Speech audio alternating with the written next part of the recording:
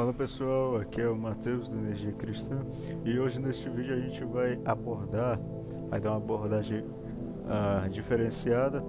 A gente vai falar sobre as nações, os reinos do mundo, como a Bíblia profetiza a atual configuração desses países, praticamente de todas as nações, mas especificamente sendo esse assunto direcionado para a origem, para a vinda do anticristo. Então é bem interessante que vocês saibam disso e tenham isso em mente, porque vai acrescentar muito e vai te edificar muito. Disso pode ter certeza. Então, visando isso, eu resolvi trazer esse tema e essas imagens aqui para complemento, para que a gente possa visualizar os textos aqui. Então, sobre o anticristo que nós iremos falar, ele é o fruto da ação diabólica, ele é a versão, a figura do Filho de Cristo, né? Paulo fala isso em 2 Tessalonicenses capítulo 2, né, que ele vai falar que é o homem da iniquidade, o filho da perdição, que se levanta tudo que se chama Deus, que se senta no santuário ostentando como se fosse o próprio Deus, né? E nessa pegada a gente vai ler esses textos aqui, tanto do profeta Daniel, como também esses textos aqui do profeta Naum e do profeta Abacuque. E a gente vai fazer um monte de referência aqui e vamos alinhar todas as coisas. Então vamos abrir aqui na Bíblia, você pode acompanhar por aí. O primeiro texto que a gente vai ler, vamos ler aqui Daniel 2.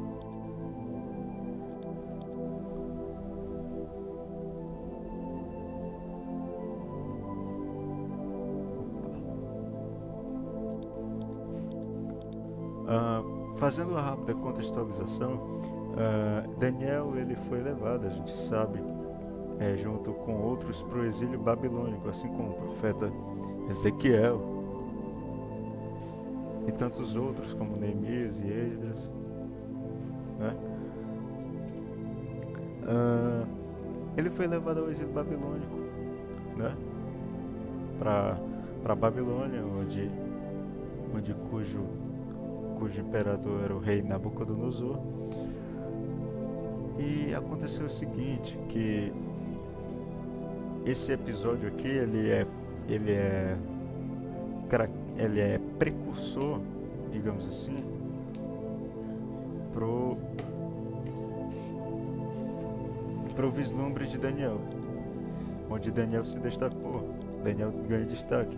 Por quê? Porque o rei Nabucodonosor, aqui no capítulo 2, ele tem um sonho com uma estátua. Essa estátua é essa daqui, ok? Ele tem esse sonho com essa estátua, sonho bem profético. Ele tem um sonho com essa estátua, onde vem uma pedra, né? E atinge os pés da estátua, destruindo ela. Esse sonho foi tão marcante para Nabucodonosor que ele resolveu reunir todos os sátrapas, todos os adivinhos, todos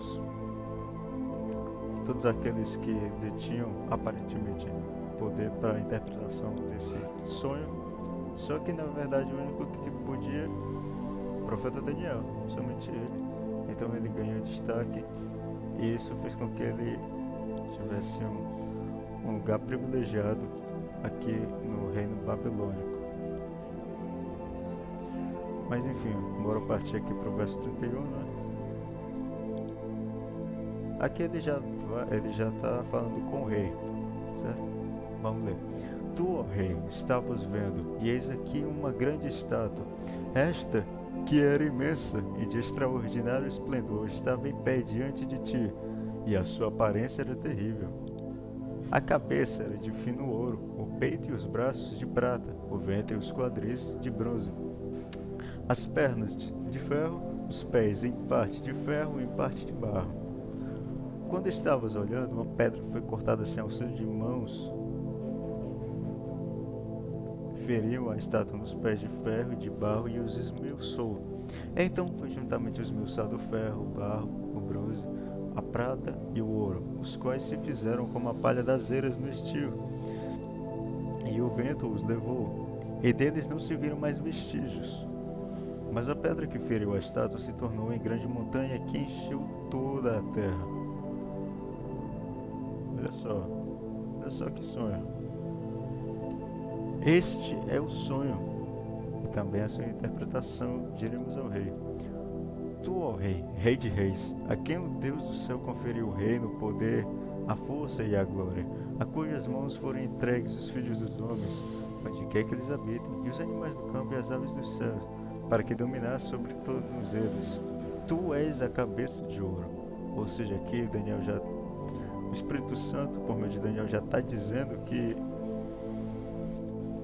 a parte aqui de ouro da estátua, no caso a cabeça, estaria representando o próprio Império Babilônico, comandado por Nabucodonosor. Bora continuar. Depois de ti se levantará outro reino inferior ao teu, e um terceiro reino, de bronze, encontrará domínio sobre toda a terra. Respectivamente, ou seja, em ordem, está dizendo aqui que vai se levantar outro reino inferior ao Império Babilônico, né? Nesse caso, a gente vai ver mais à frente que está se referindo à Média Pérsia. Se você ler Daniel 5, você vai ver, né, essa invasão do Império Medo-Persa, que é outro episódio em que o rei Belsazar ele vai fazer um banquete, onde nesse banquete vai ser visto um dedo escrevendo em forma de fogo na parede, um escrito na parede, Medemene Tekel Parsin, né? Então o rei Belsazar, isso aqui já depois de Nabucodonosor, né? Ele manda chamar Daniel. Lá no texto vai dizer que era o homem considerado que tinha o espírito dos deuses de interpretação. Então Daniel interpreta o sonho e declara a ele que Deus deu cabo do reino dele e o reinado foi entregue às mãos dos medos e os persas, mais precisamente nas mãos dos reis Dario e Ciro, né? Eram reis aí dos dois países, Média e Pérsia, que estavam unidos, né? Então se chamava mesmo um único império chamado Média Pérsia. Então o segundo reino que vai atingir essa hegemonia mundial, essa liderança mundial, é a Média Pérsia. O terceiro reino de que ele está falando, que a gente vai ver mais à frente, é a Grécia, beleza? Então, na ordem ficaria Babilônia, Média Pérsia. Só botei Pérsia porque não deu para botar Média, né, o nome inteiro, mas Babilônia, Média Pérsia e Grécia. Babilônia ficaria sendo a cabeça de ouro, a parte aqui de prata seria a Média Pérsia, parte de bronze aqui, a Grécia.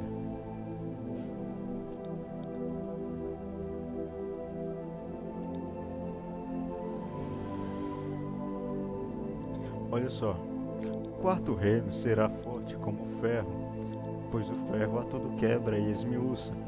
Como o ferro quebra todas as coisas, assim ele fará em pedaços e esmiuçará.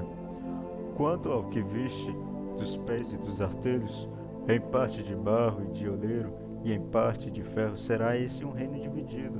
Contudo, haverá nele alguma coisa da firmeza do ferro, pois que viste o ferro misturado com barro de lodo.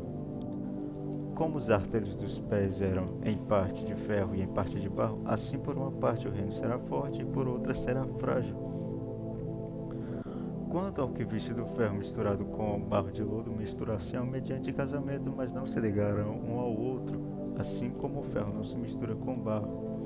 Mas nos dias destes reis, o Deus do céu suscitará um reino que não será jamais destruído.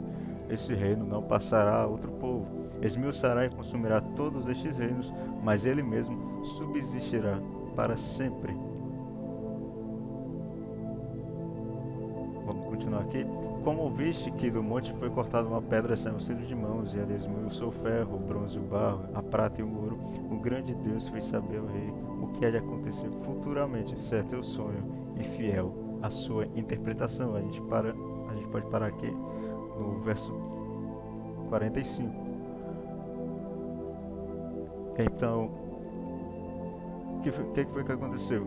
Nabucodonosor teve esse sonho, onde neste sonho, olha só que coisa, Deus deixaria praticamente o futuro, todas as coisas que iriam acontecer em seus tempos determinados, de modo que ele está revelando muita coisa ali. A configuração atual dos reinos está toda intrínseca, explícita naquela estátua, ok? A montanha que vem e abate a estátua,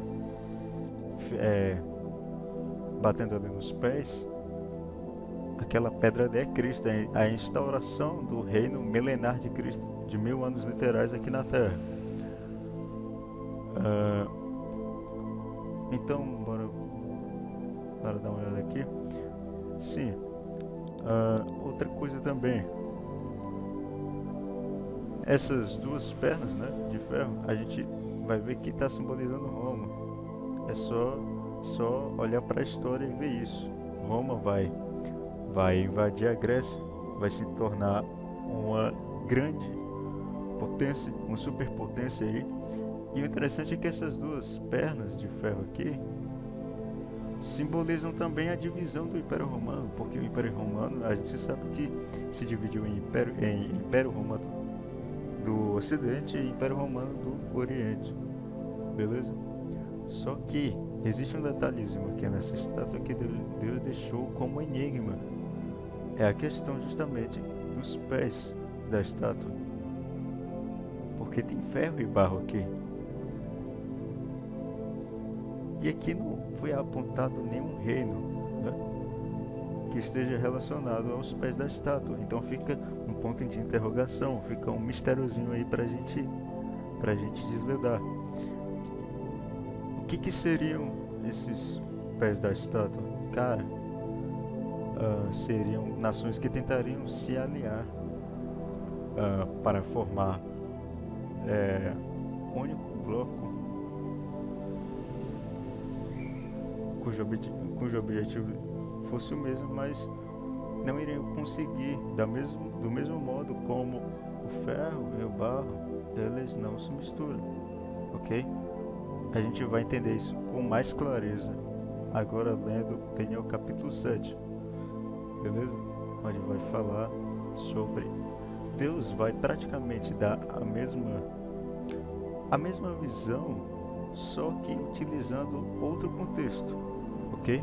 Tenham isso em mente, ele vai dar a mesma visão, só que em outro contexto e com mais detalhes, vai sempre acrescentando detalhes. É essa sensibilidade que a gente deve ter quando está lendo as profecias, entendeu? Então vamos ler aqui. Daniel 7.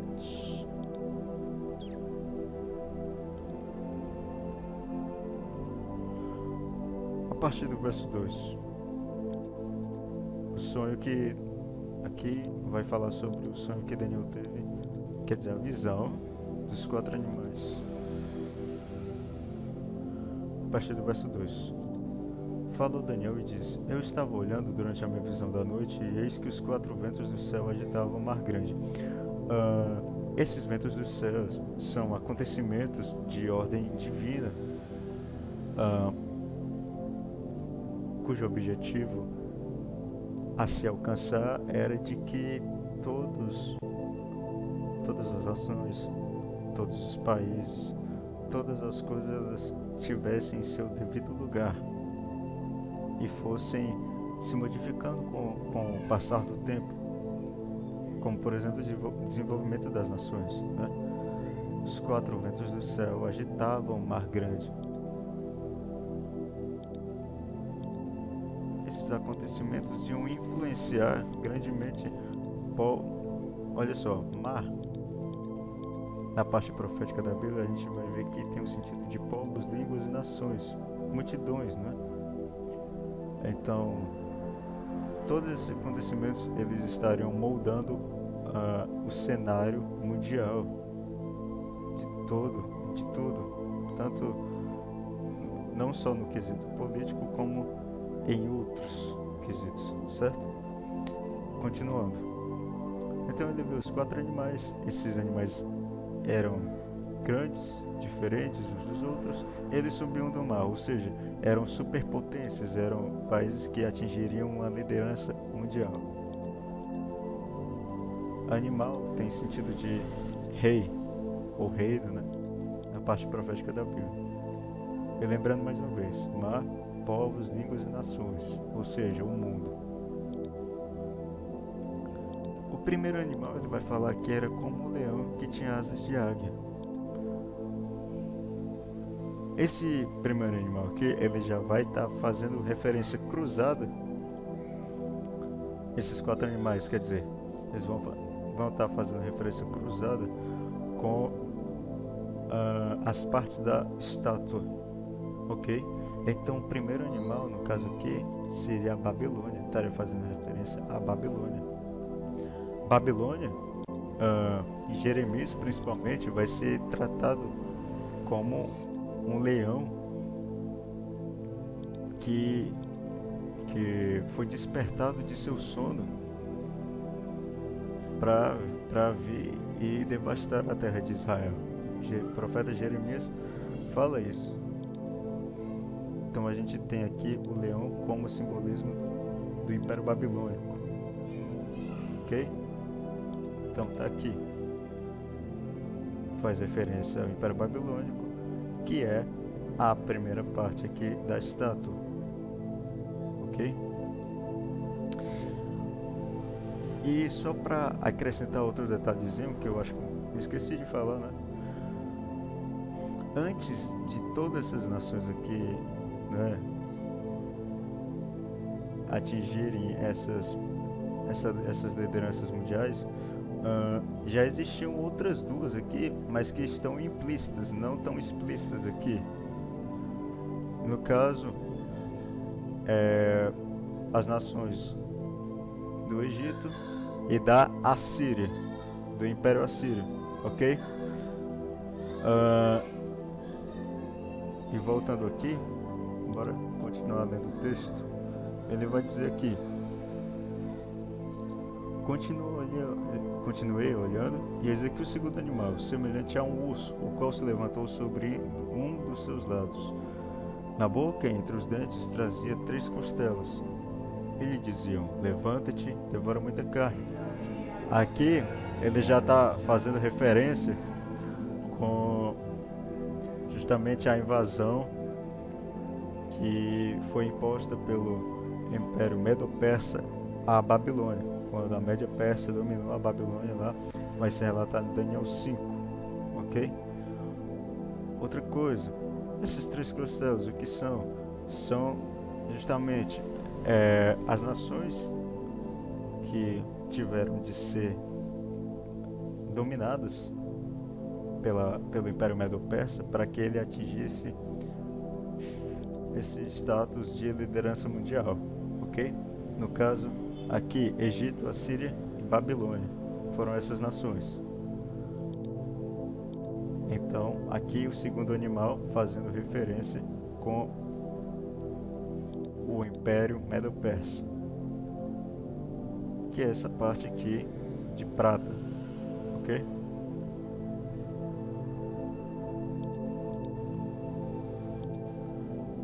Aqui vai estar o terceiro animal. Esse animal ele era semelhante ao leopardo e tinha nas costas nas costas 4 asas de ave. Ele tinha também 4 cabeças e foi-lhe dado domínio. Olha só, após o domínio do Império da Média, Pérsia, a ser dominado, veio a Grécia, ok? E dominou, teve domínio. A Grécia nesse período aqui estava sendo liderada por Alexandre Magno. Logo após o falecimento de Alexandre Magno, o poder de seu reino ele foi dado aos seus 4 generais, Lisímaco, Cassandro, Seleuco e Ptolomeu. Então esses 4 generais estariam sendo simbolizados aqui pelas 4 cabeças e as 4 asas, né, que simbolizam rapidez de conquista. Então esse leopardo aqui de 4 cabeças, representando esses 4 generais aos quais foram dados, né, todos os deveres de autoridade, são Lisímaco, Cassandro, Seleuco e Ptolomeu.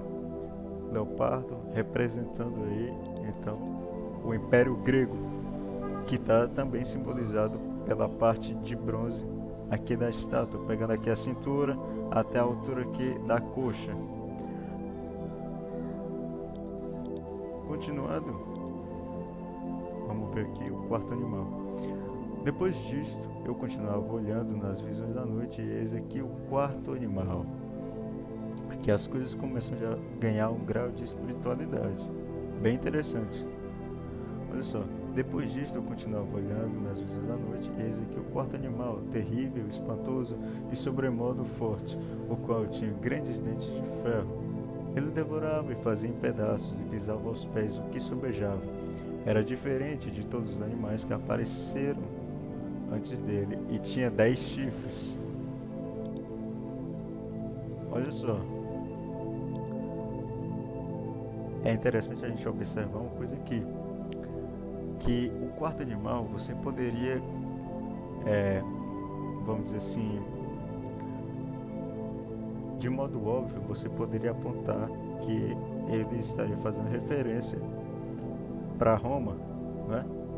Império Romano, devido a essas características aqui, ó, terrível, espantoso, sobremodo forte, o qual tinha grandes dentes de ferro, devorava, fazia em pedaços e pisava os pés, o que sobejava, era diferente, tá? Se pode apontar como sendo Roma. De fato, olha só, Roma teve sim essas características. Foi um grande império mesmo, que impôs perseguição aos cristãos e fazia o que queria e tal. Tinha tudo isso. Mas aqui Deus vai mesclar visões. Porque olha só, não é falando só de contexto histórico. Aqui Deus está apontando para coisas futuras que iriam acontecer, ok?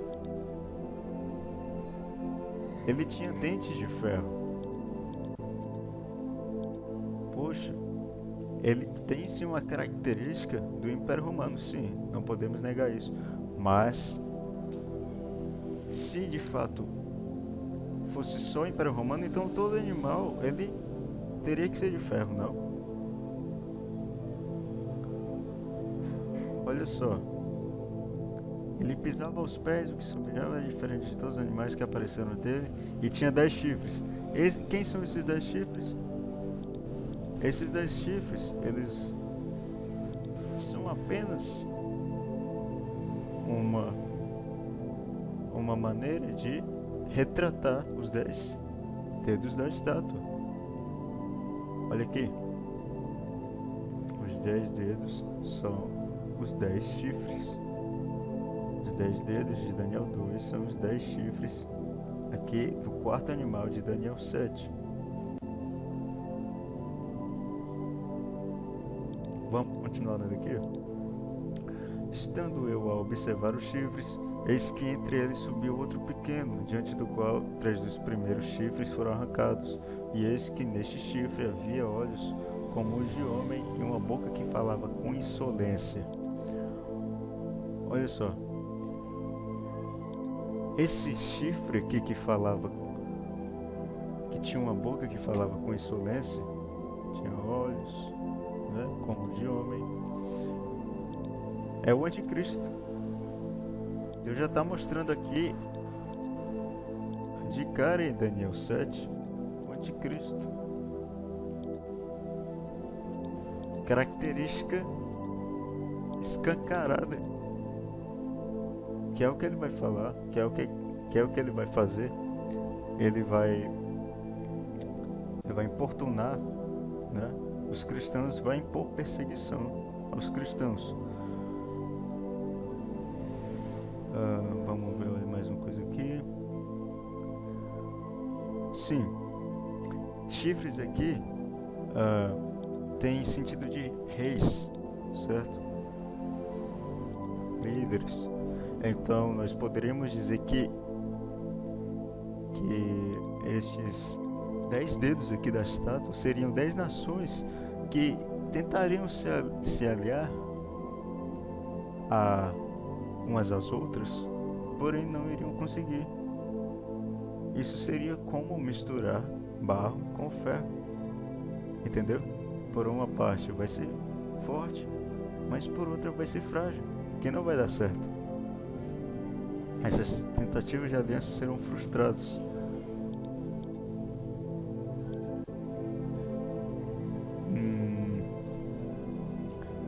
Então esses 3 chifres aqui, ó, desse quarto animal,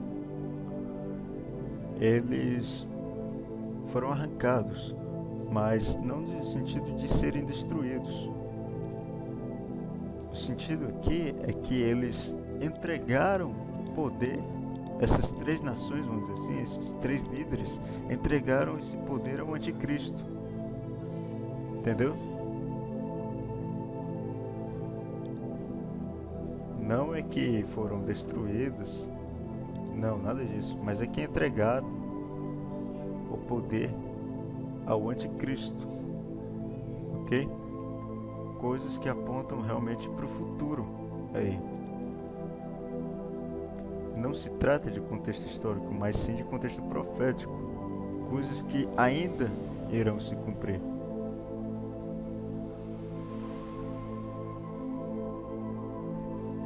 Então a gente vai observar que em Daniel 7 Deus vai acrescentando detalhes, sempre vai seguir nesse naipe, nesse sentido. Vai acrescentando detalhes conforme a gente vai avançando nos blocos proféticos do livro de Daniel. E aqui, bora continuar lendo aqui vai falar da vinda do Messias, né? Da instauração do reino de Cristo. Continuei olhando até que foram postos os tronos e o ancião de dia se assentou. Sua veste era branca como a neve e os cabelos da cabeça como a pura lã. Mesmas características com as quais ele vai se apresentar lá em Apocalipse 1. E o seu trono eram chamas de fogo e suas rodas eram fogo ardente. Um rio de fogo manava e saía de diante dele. Milhares de milhares o serviam, miríades e miríades estavam diante dele. Assentou-se o tribunal e se abriram os livros. Aqui já pode remeter ao final do milênio, porque o julgamento vai ocorrer com o término do reino milenar de Cristo. Está lá em Apocalipse também.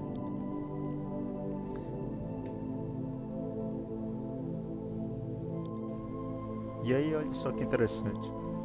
Então estive olhando por causa da voz das insolentes palavras que o chifre proferia, estive olhando e vi que o animal foi morto e seu corpo desfeito e entregue para ser queimado. Ou seja, todo o império lá da besta de Apocalipse, ou seja, todo o reino do anticristo, e o anticristo e o seu povo que o segue, vão ser julgados no lago de fogo na vinda de Cristo. Ok? Então é isso. Ó. Seu corpo foi desfeito e entregue para ser queimado, se referindo ao quarto animal. Quanto aos outros animais, foi-lhes tirado o domínio, todavia foi-lhes dada prolongação de vida por um prazo e um tempo. Aqui, olha só, está falando de nações que irão restar, que estarão sob o domínio da igreja, porque é a igreja que vai governar o mundo, né? A gente sabe disso, lá em Apocalipse, vai dizer que nós fomos feitos reis e sacerdotes, semelhantes ao que Cristo é, né? Ele é rei e sacerdote. Então a gente vai estar governando com ele aqui o mundo. E essas nações vão estar sob o nosso domínio.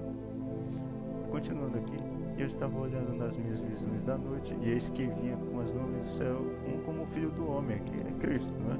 E dirigiu-se ao ancião de dias. O ancião de dias aqui seria a figura de Deus Pai, né? E o fizeram chegar até ele. Foi-lhe dado domínio e glória e o reino para que povos, nações e homens de todas as línguas o servissem. O seu domínio é domínio eterno, que não passará, e o seu reino jamais será destruído.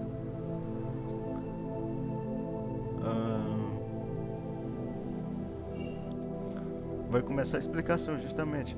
Estes grandes animais que são quatro reis que se levantarão da terra. Reis que se levantarão da terra. Mas os santos do Altíssimo receberão o reino e o possuirão para todo sempre. Aqui está falando do nosso galardão quando Cristo vier. Então tive desejo de conhecer a verdade a respeito do quarto animal, que era diferente de todos os outros, muito terrível, cujos dentes eram de ferro, cujas unhas eram de bronze, que devorava. Olha só, por que a gente não pode dizer que com exatidão que era o Império Romano? Porque não é. Os dentes eram de ferro, olha só, apontando também para o Império Romano, mas olha só, cujas unhas eram de bronze, apontando para o reino da Grécia. Ou seja, vai ser uma mesclagem aí de nações que vão estar seguindo o anticristo, ok?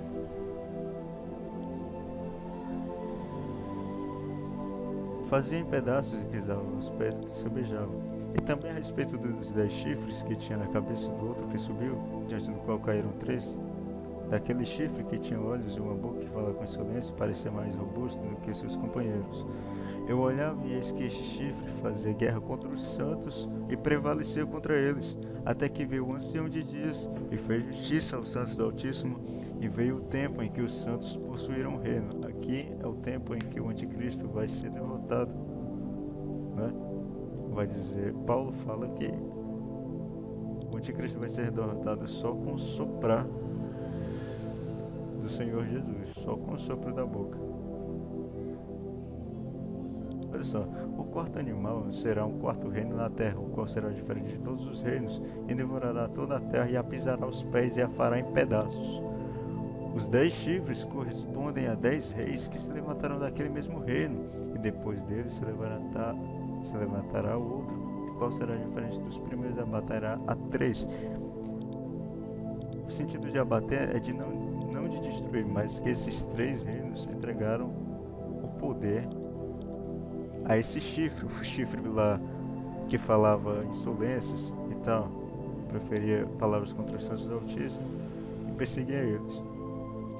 Justamente, falando do chifre ainda que proferia insolências, né? Proferirá palavras contra o Altíssimo, agora aos santos do Altíssimo, e cuidará em mudar os tempos e a lei. E os santos lhe serão entregues nas mãos por um tempo, 2 tempos e metade de um tempo. Guarda isso, porque isso aqui é o tempo de ação do anticristo. 1 tempo, 2 tempos e metade do tempo, ou seja, 3 anos e meio, ou 42 meses, como vai falar lá em Apocalipse também. Olha só, bora continuar. Mas depois se assentará o tribunal para lhe tirar o domínio, para o destruir e o consumir até o fim. Aqui logo de cara, no retorno de Cristo, vai ter esse tribunal aqui, mas ainda não é o juízo final, certo? Esse tribunal só vai ser instaurado para jogar ele e o falso profeta no Lago de Fogo. Os dois vão inaugurar o Lago de Fogo. O reino e o domínio e a majestade dos reinos debaixo de todo o céu serão dados ao povo dos santos do Altíssimo. O seu reino será um reino eterno, e todos os domínios o servirão e lhe obedecerão. Então a gente pode ver que esse quarto animal aqui, ele não está retratando bem exatamente o Império Romano, mas um futuro reino que está por vir, de onde há de vir o anticristo. Tem unhas de bronze, quer dizer, unhas de bronze e dentes de ferro, ou seja, uma mesclagem de povos aí que estarão seguindo o anticristo. Os 10 dedos da estátua são esses 10 chifres. São nações que vão tentar se aliar, tentarão se aliar, mas essas tentativas serão frustradas, porque nada disso vai dar certo. E isso será como misturar barro e ferro. Eles vão ser aliados do anticristo. Então a contagem aqui dos reinos ficaria da seguinte forma, como eu disse, que tinha Egito e Assíria aqui, fora dessa contagem, mas que foram nações também que atingiram a hegemonia mundial. Ou seja, ficaria Egito, Assíria, Babilônia, Pérsia, Grécia, Roma. 1, 2, 3, 4, 5, 6.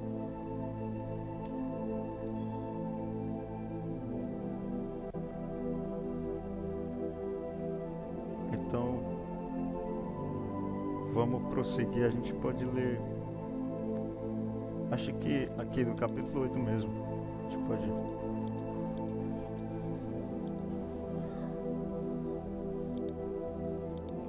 prosseguir. Aqui vai ter a visão do carneiro e do bode. Beleza? Deixa eu...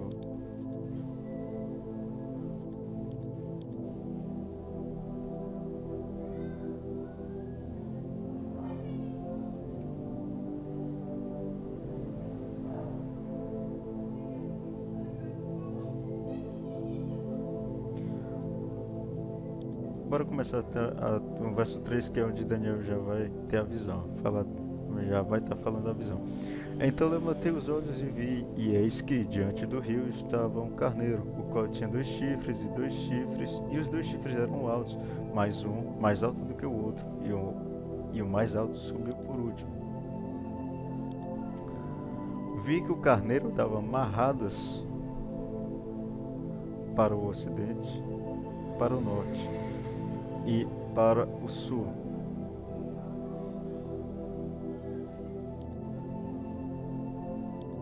E nenhum dos animais lhe podia resistir, nem havia quem pudesse livrar-se do seu poder.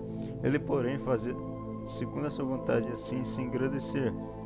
Estando eu observando, aqui, esse carneiro, ele vai estar simbolizando a Média Pérsia, não é?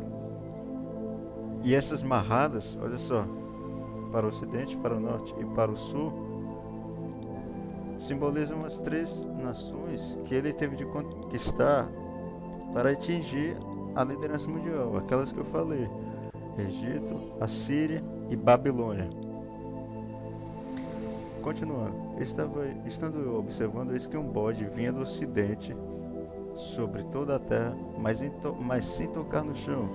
Este bode tinha um chifre notável entre os olhos. Dirigiu-se ao carneiro que tinha os 2 chifres, o qual eu tinha visto diante do rio. Os 2 chifres desse carneiro, eles simbolizam os reis Dario e Ciro, né? Que eram respectivamente reis da Média e da Pérsia, que se uniram e formaram um só bloco, né? Um só reino. Então, esse bode tinha um chifre notável entre os olhos. Dirigiu-se ao carneiro que tinha os 2 chifres, o qual eu tinha visto diante do rio, e correu contra ele com todo o seu furioso poder. Viu chegar perto do carneiro, e enfurecido contra ele, o feriu e lhe quebrou os 2 chifres, pois não havia força no carneiro para lhe resistir. E o bode o lançou por terra, e os pisou aos pés, e não houve quem pudesse livrar o carneiro do poder dele. O bode aqui, ele estaria representando o reino da Grécia, né? já que é o reino posterior que viria após a queda da Média Pérsia. O bode se engrandeceu sobremaneira e na sua força quebrou-se o grande chifre. Esse chifre que o bode tinha entre os olhos simboliza Alexandre Magno, né? Líder da Grécia até então. E olha só, e em seu lugar saíram 4 chifres notáveis para os 4 ventos do céu. Esses 4 chifres são as 4 cabeças lá do leopardo que eu estava falando, que simbolizam os 4 generais aos quais foi otorgado o poder do reino da Grécia: Lisímaco, Cassandro, Seleuco e Ptolomeu.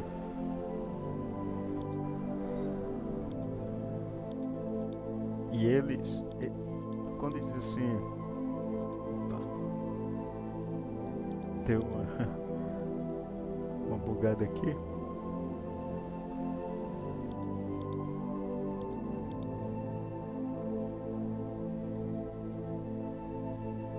Agora sim, quando aqui vai ser dito que esses 4 chifres, eles cresceram para os 4 ventos do céu, está dizendo que eles dominaram,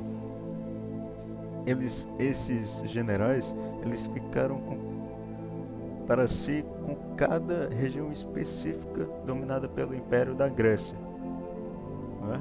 4 regiões aí diferentes.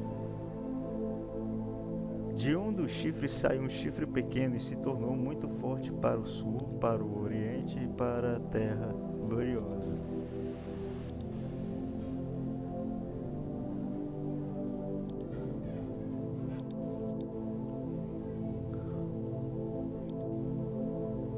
Olha só, aqui você precisa só um pouquinho de paciência, tá? Mas entende? Quando diz assim, de um dos chifres sai um chifre pequeno e se tornou muito forte para o sul e para o oriente e para a terra gloriosa.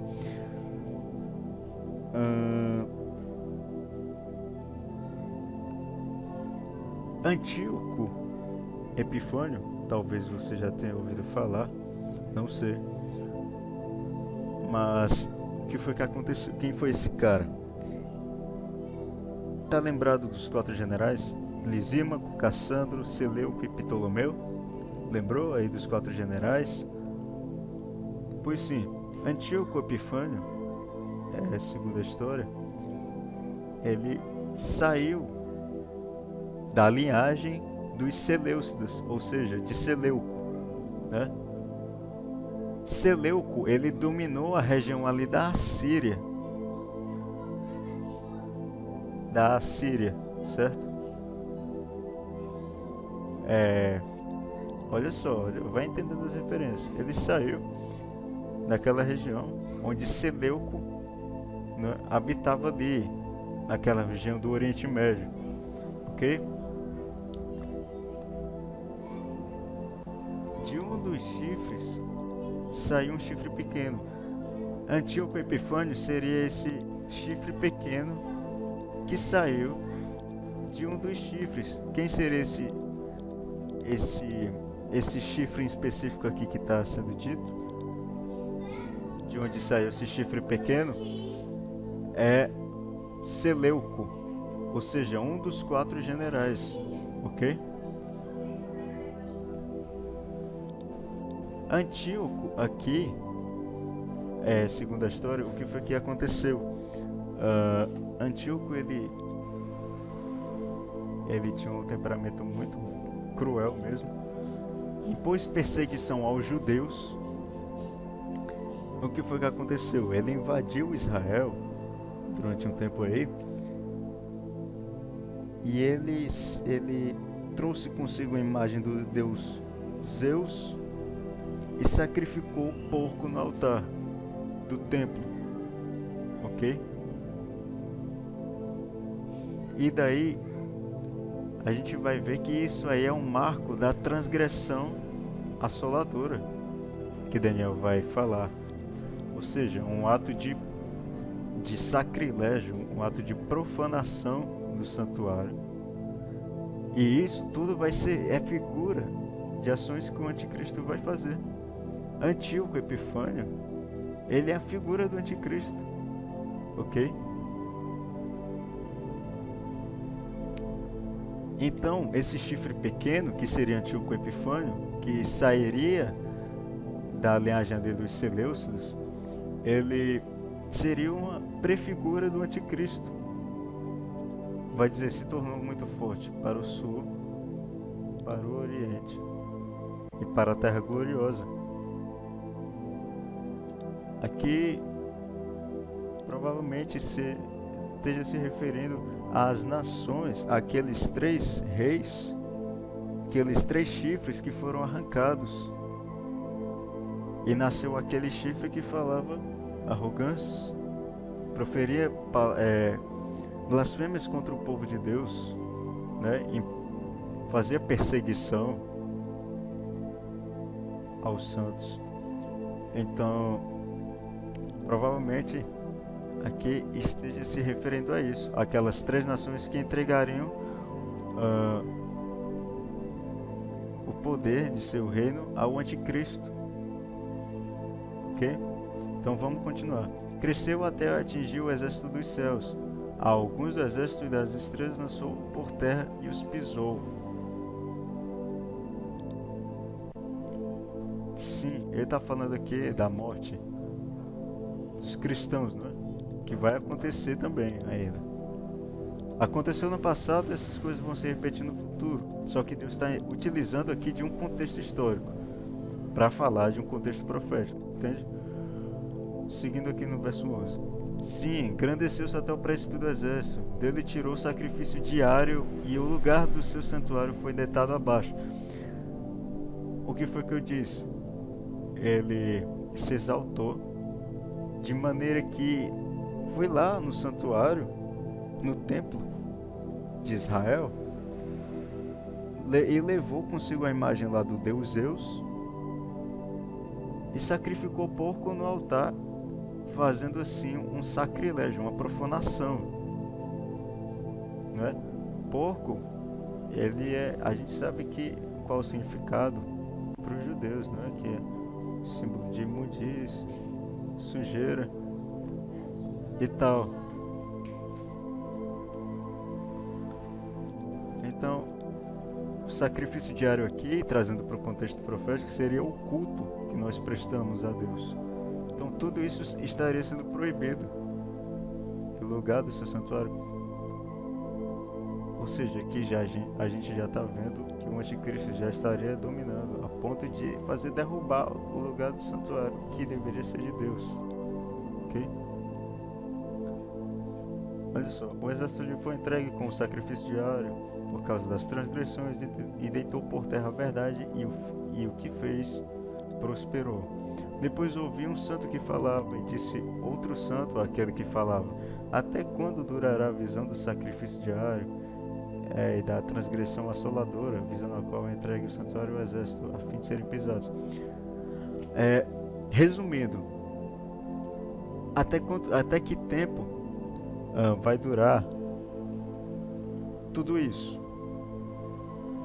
Toda essa ação diabólica que o anticristo faz. Aí essa pergunta é respondida. Até 2.300 tardes e manhãs, e o santuário será purificado. É uma linguagem profética bem bem interessante, que se você for ler e não parar para entender, cara, você não vai entender de jeito nenhum. Aqui está falando de sacrifício contínuo, né? 2.300 tardes e manhãs. É tardes e manhãs, tardes e manhãs. No Antigo Testamento a gente vê esse sacrifício, que justamente era oferecido em 2 turnos diferentes do dia, tarde e manhã, tarde e manhã. Se a gente for pegar esse número aqui, 2.300, e for dividir por 2, a gente vai ver que dá 1.150. E se a gente for pegar 1.150 e dividir por 365 ou 360, a gente vai ver que vai dar aproximadamente 3 anos e meio. 3 anos e meio. Ou seja, um período aí que vai caber dentro das 70 semanas de Daniel, né? No capítulo 9. A gente vai vendo isso aí. Vou dividir esse vídeo aqui em parte para não ficar grande, entendeu? Mas enfim, esse número aqui não é tão complicado assim se entender. Cada sacrifício vai ser retirado. Pega 2.300 e divide por 2, vai dar 1.150. E a gente vai sim ver ainda isso aqui, só que dentro de Daniel 9, aí vocês vão começar a entender cada coisa que eu tô pretendendo falar, entendeu? E eu vou dividir esse vídeo para ficar mais simples. E aqui vai estar justamente aquelas coisas que eu tinha falado.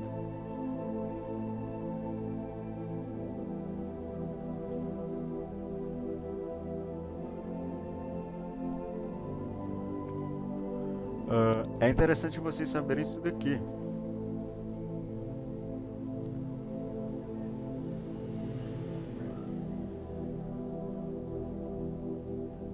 Mas o bode peludo é o rei da Grécia, e o chifre grande entre os olhos é o primeiro rei, ou seja, Alexandre. O tecido quebrado, levantando-se 4 em lugar dele, significa que 4 reinos se levantaram deste povo, mas não com força igual a que ele tinha. Ou seja, a Grécia ali ia estar dividida entre 4 reis, os 4 generais que eu falei, lembra? Lisímaco, Cassandro, Seleuco e Ptolomeu. Não teriam a mesma força do reino anterior. Por que estaria dividido? Olha só. Mas no fim do seu reinado, quando os prevaricadores acabarem, levantar-se-á um rei de feroz catadura e especialista em intrigas. Está falando aqui na história, no contexto histórico, de Antíoco, que veio da linhagem de Seleuco, um dos 4 lá generais. Grande é o poder, mas não por sua própria força. Está falando aqui, se a gente for levar isso aqui agora para o contexto profético, está falando do anticristo. Grande é o seu poder, mas não por sua própria força. Ou seja, há uma ação diabólica por trás disso tudo. É o diabo que vai estar movendo isso. Essa força não é humana, é uma força sobre-humana, entende? Causará estupendas destruições, prosperará e fará o que lhe aprouver, destruirá os poderosos e o povo santo. Por sua astúcia nos seus empreendimentos, fará prosperar o engano. O seu coração se engrandecerá e destruirá muitos que vivem despreocupadamente. Levantar-se-á contra o príncipe dos príncipes, Cristo, Jesus aqui, mas será quebrado sem esforço de mãos humanas. Ou seja, Cristo mesmo vai acabar com ele. na sua vida. A visão da tarde e da manhã que foi dita é verdadeira. Tu, porém, preserva a visão porque se refere a dias ainda muito distantes. Ou seja, está falando aqui de tempos muito distantes, ou seja, os últimos dias, praticamente, muito distantes. Daniel ainda diz que esteve enfermo, ficou doente por causa dessa visão, por causa do grande conteúdo dessa visão que ela traz consigo, ok? Eu vou dividir esse vídeo aqui em duas partes, mas eu quero que fique na mente de vocês isso, que essas regiões aqui, ó, essas regiões da Síria, Turquia, essas regiões onde esses 4 generais habitaram, elas estão apontando para alguma coisa. Deus está querendo dizer uma coisa com isso. O anticristo, ele vai sim sair do Oriente Médio. Só não sabemos em que país mais especificamente. Mas sabemos sim que ele sairá do Oriente Médio. Então,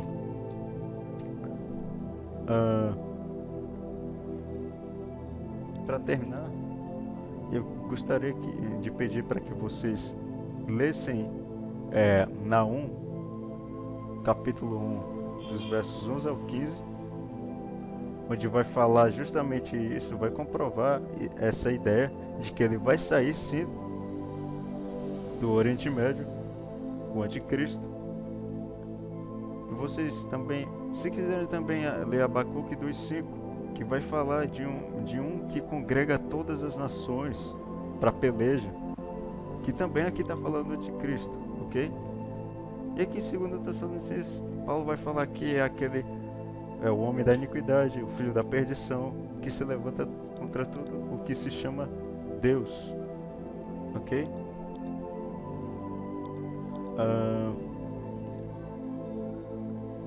E aqui basicamente eu falei, eu só não falei de Nimrod, mas Nimrod, ele habitou essas regiões aqui da Turquia, a Síria, né? Irã, essas regiões aqui do Oriente Médio. E Deus já desse tempo aqui, lá em Gênesis 10, vai começar a falar de Nimrod, que foi aquele que construiu a Torre de Babel, vai falar que ele é uma prefigura do anticristo, ok? Assim como o Antíoco, que eu falei também, que ele veio da linhagem de Seleuco, que era um dos 4 generais. Mais uma vez está aqui no mapa, né? A localização geográfica onde ele habitou.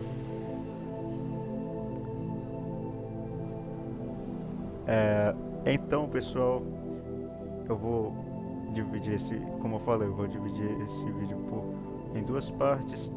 Daqui a pouco vou estar soltando aí a segunda parte. Fiquem com Deus, reflitam na palavra, pensem bem naquelas coisas que a gente acabou de refletir. E é isso.